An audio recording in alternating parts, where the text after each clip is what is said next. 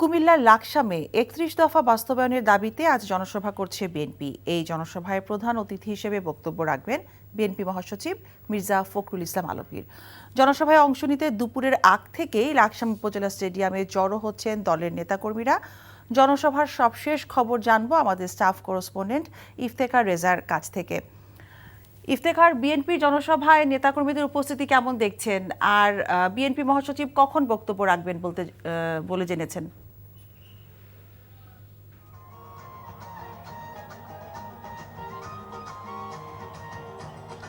ধন্যবাদ।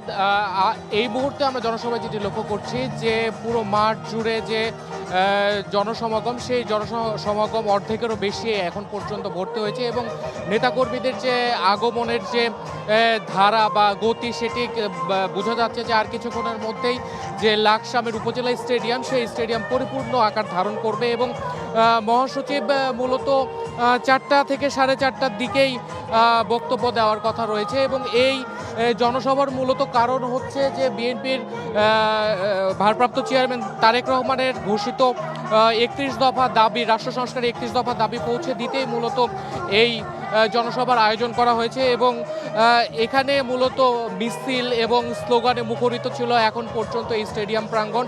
এবং আমি আপনাকে জানিয়ে রাখতে চাই যে সভা শুরু হওয়ার ঠিক আগ মুহূর্তে যারা এসেছেন দলীয় নেতাকর্মী এবং সমর্থক যারা রয়েছেন তারা এই মুহূর্তে সঙ্গীত অনুষ্ঠান উপভোগ করছেন এবং আর কিছুক্ষণের মধ্যেই হয়তো আনুষ্ঠানিকভাবে জনসভা শুরু হয়ে যাবে এবং এই জনসভায় প্রধান অতিথি হিসেবে বক্তব্য রাখবেন বিএনপি মহাসচিব মির্জা ফখরুল ইসলাম আলমগীর এবং প্রধান বক্তা হিসেবে থাকবেন বিএনপির ভাইস চেয়ারম্যান বরকতুল্লাহ বুলু। এবং আমরা এই নেতাকর্মী বা দলীয় সমর্থক যারা রয়েছেন তাদের সাথে কথা বলেছি, তারা বলেছেন যে গত 17 বছরে যে দমন পীড়নের মিথ্যা মামলা তাদেরকে দেওয়া হয়েছে, সেই মিথ্যা মামলা যাতে অচিরেই প্রত্যাহার করা হয় এমন দাবি তারা করছেন এবং তাদের কাছে তারা আরও একটি বিষয় জানিয়েছেন যে গত 17 বছরের মধ্যে স্মরণকালের সর্ববৃহৎ বিএনপির জনসভা হতে যাচ্ছে এই লাকসাম স্টেডিয়ামের জনসভা। এবং আমি আপনাকে আরও একটি বিষয় জানিয়ে রাখতে চাই যে এই জনসভায় মূলত কুমিল্লা জেলা সহ আশেপাশের জেলা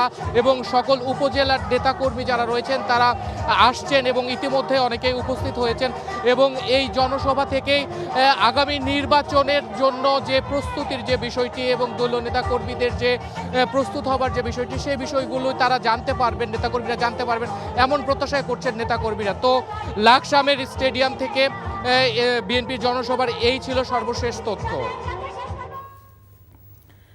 জানছিলাম লাকসামে বিএনপির জনসভার সবশেষ খবর।